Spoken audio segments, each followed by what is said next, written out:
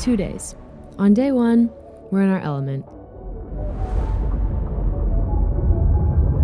100 feet underwater, exploring new zones and targeting trophy fish.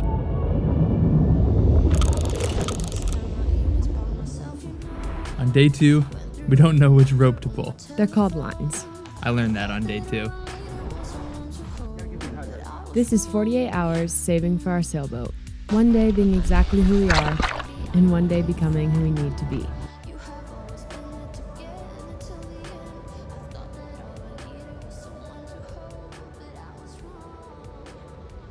If you're new here, hi. We're Grace and Luka, the Dolmans. We are underwater filmmakers and spearos, which basically means we hold our breath, dive over 100 feet to the bottom of the ocean to catch dinner, and film everything. We want to live in a way that's simple, intentional, and free. It's not just about travel, it's about self-sufficiency. Catching our own food, generating our own power, and living with only what we truly need. In the most remote corners of the world, we're building a life centered around exploration, resilience, and connection. To the ocean, to each other, and to a slower, more honest way of living.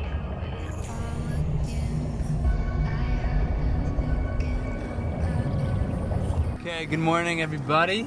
We're heading up to Huntington Beach and we're crossing to the Channel Islands. It's gonna be my first time diving over there. Grace has been once before and had a ton of success, so we're stoked. We're kind of at the beginning of May and the season is definitely upon us. Conditions look relatively favorable. Swell is up a little bit, but the wind is down. We have high tide around 9:30, so we're gonna be getting in the drink a couple hours before the high and then off hopefully around midday and kind of escape the westerly afternoon winds. But we're pumped. Crew is Grace and I and our buddy Austin. It's Austin's boat. Thank you, Austin, for the invite. Shout out to Luke for setting this up too. But we're pumped, man. Let's get it. We just got to the boat launch, and we're headed to Catalina. Let's get it. The Channel Islands sit about 25 miles off the coast of Southern California. That's close enough to see on a clear day and far enough to feel like a completely different ocean. We've been inshore diving San Diego for a few months now. Kelp forests, rocky reefs, visibility that ranges from barely acceptable to who turned off the lights.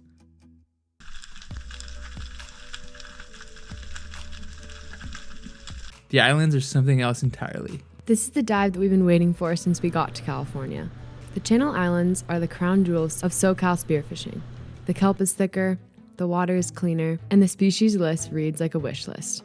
White sea bass, yellowtail, bluefin tuna, everything we've been targeting inshore, but bigger. More concentrated, and in water you can actually see through. Do we divide and conquer? Should we go around this way? Yeah.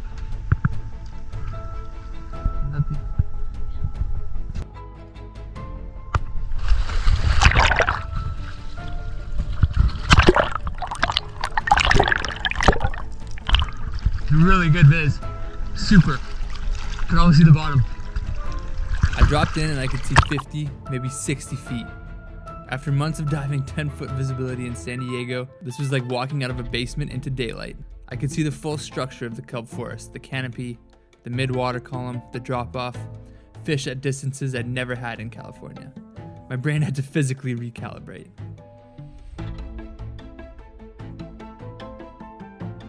I came up from the first dive and said, we can never go back inshore. She's right. We can't. We're absolutely ruined. The thing that often gets overlooked about visibility is that it doesn't just change what you see, it changes how you hunt. In 10-foot viz, you're ambush only. You sit on the bottom and hope something swims into range before your breath runs out. In 60-foot viz, you can work the water column. You can spot a fish at distance, read its behavior, and execute a stalk from 50 feet away. That's not just better diving, that's a completely different sport.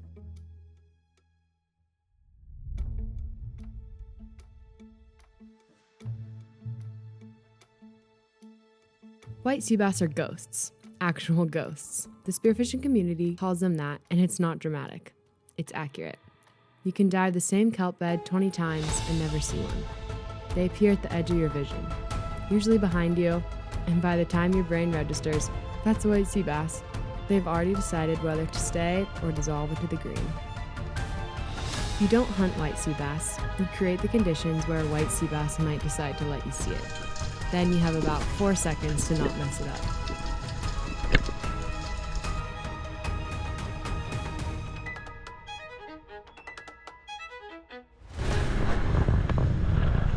Yellowtail are a different animal entirely, literally and tactically. They behave more like a pelagic species, open water, schooling, fast. They follow bait, where the current compresses bait fish against a reef structure or a kelp edge. Yellowtail stage in the blue, behind the school, and pick off the stragglers. If you can find the bait and understand the current, you'll see yellowtail. Finding them is the science. Getting a shot is the art. Today, the science was working. The bait was there, the current was pushing it along the reef edge. All the indicators were perfect.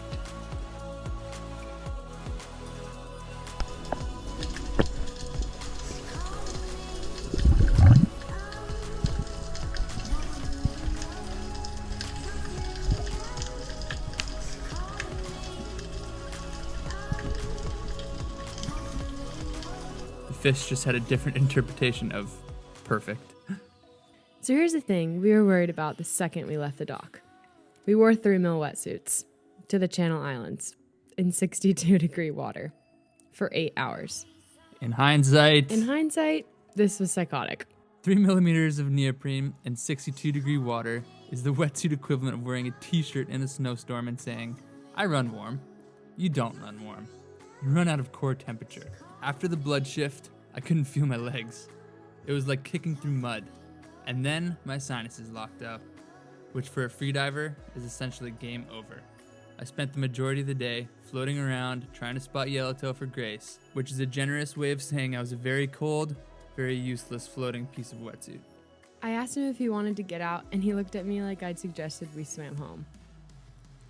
The fish were going to show up. They had to. The bait was there. We had good current. We were on a solid tide. I had all the faith in the world.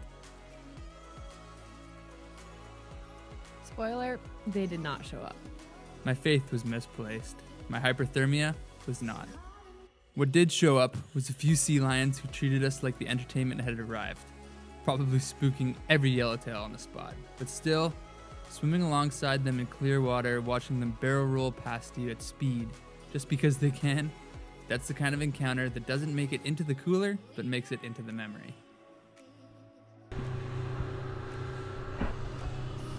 Another one of those?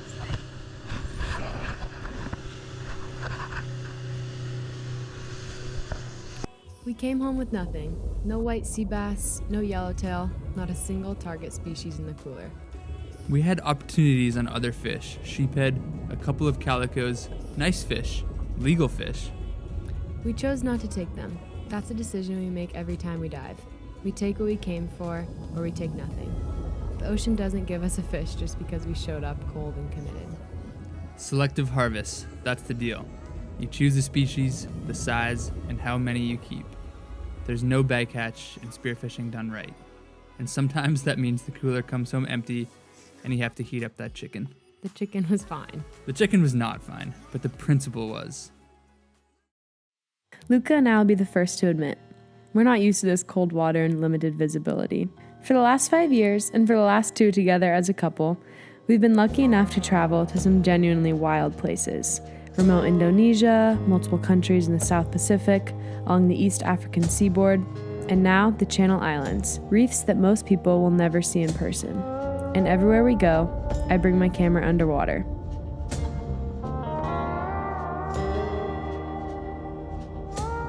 Not just for video, for stills.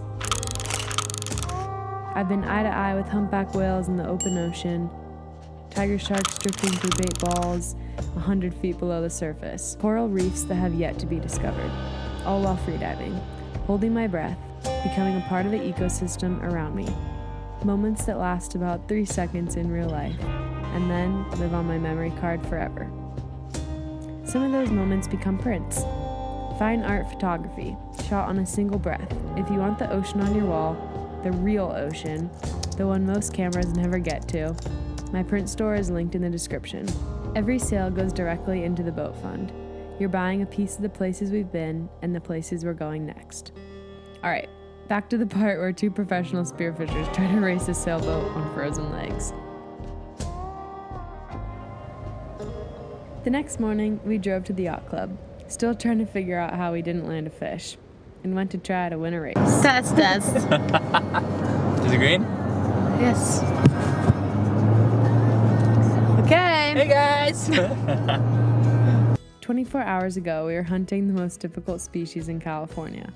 Now we're about to prove that those skills transfer to sailing at approximately 0%. Okay, the spearfishing mission didn't work, so your boy and girl are going sailing. Back in another regatta. I got some new sunglasses. You gotta remember where the boat is. The world is so beautiful.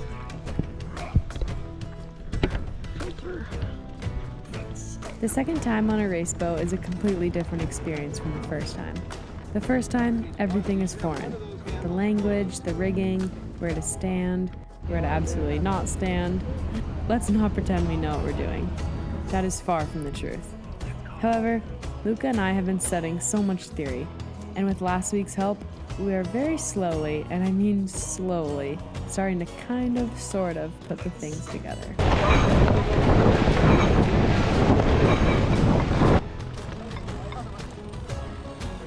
Skipper called the first tack and I was already moving.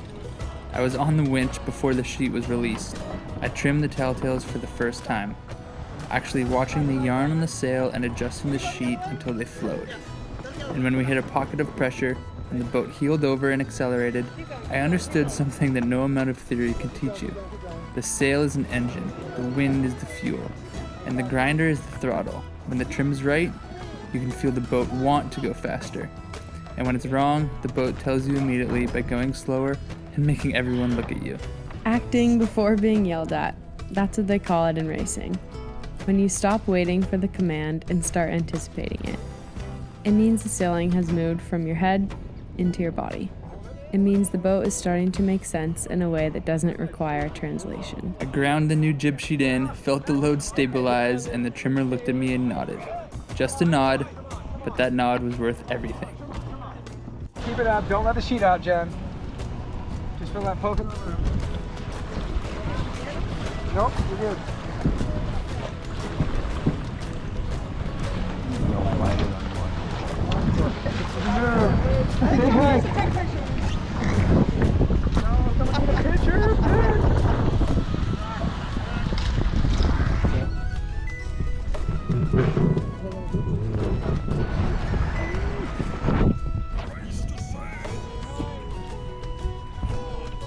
Jen.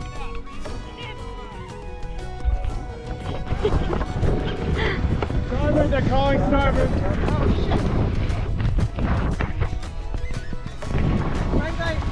Okay, hold on.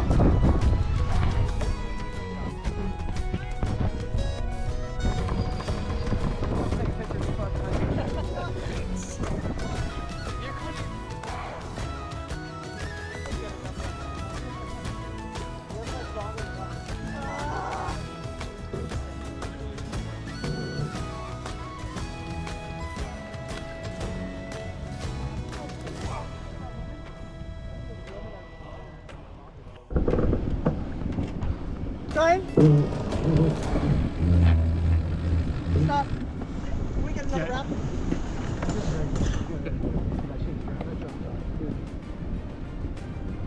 I was able to predict when we need to douse the kite, so I was already on my way to perform my squirrel duties. Yet again, absolute chaos as the hatch got stuck.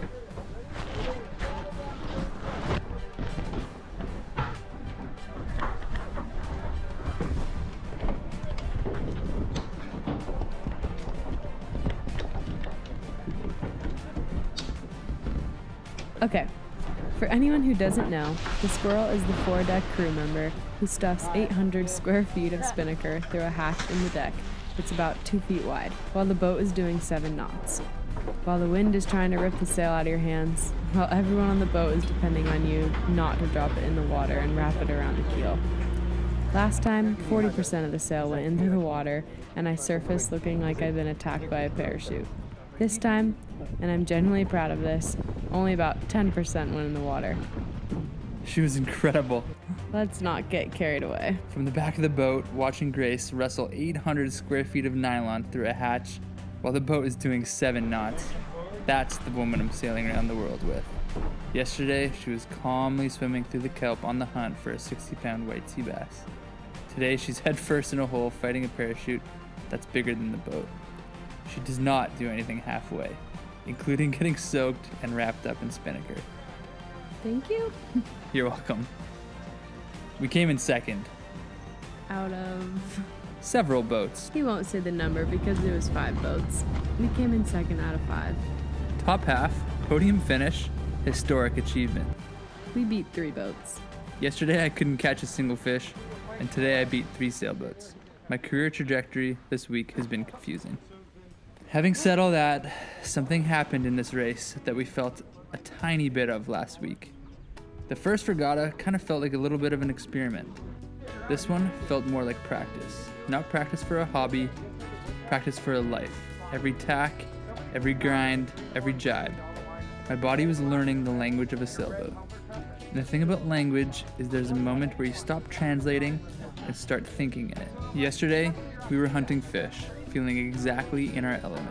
Today, I was grinding a winch handle at the bottom of someone else's. Both of those days are building the same thing. The catamaran is still many months away. The bank account is still a long way from the number that we need.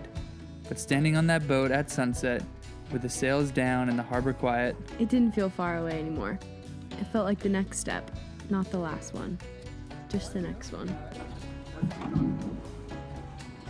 We're just 2 guys. What position do we get? We don't know. Yeah? Oh wow. Being first or last. Look at this boat. 50-foot boat. Beauty. Strings have to be, so it's like this is the sail. The strings have to be like sideways. And that's how you know the wind is good. Like if, and then they just play so that they say ease because the telltale is like just fluttering. Ease, ease, ease, and then the telltale hits and then the wind like hits it. You look like you know what you're doing. We need to learn that. No, I did not.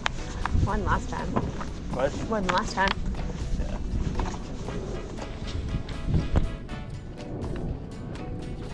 Let's go. Oh no. Yeah. That's going in there. It's my first time wearing sunglasses, guys. Nice this lifestyle. Dropped them. I dropped like, them when I was doing the scroll and I thought I was gonna lose them. She looks like some black. Will Smith. No fish. Second place. 8 hours in the wrong wetsuit. A spinnaker that almost went in the water. A sunset finish. A nod from a trimmer. And a cooler that came home empty because we chose to leave the ocean the way we found it. That's 48 hours saving for a sailboat. None of it went the way we planned. All of it went exactly the way it was supposed to. The boat fund moved this week. Not a lot, but it moved. And more than the money, we moved. We're closer to being the people who can sail a catamaran across an ocean. Not because we're ready, but because we're becoming ready. Like and subscribe.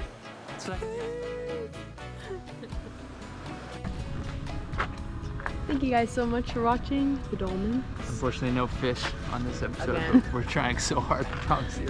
We were freezing our butts off in the little 3mm suits, but we have a 5mm on the way coming soon. So we're gonna get back out there quickly, but great day sailing, learning lots, one step closer to our goal. See you next time.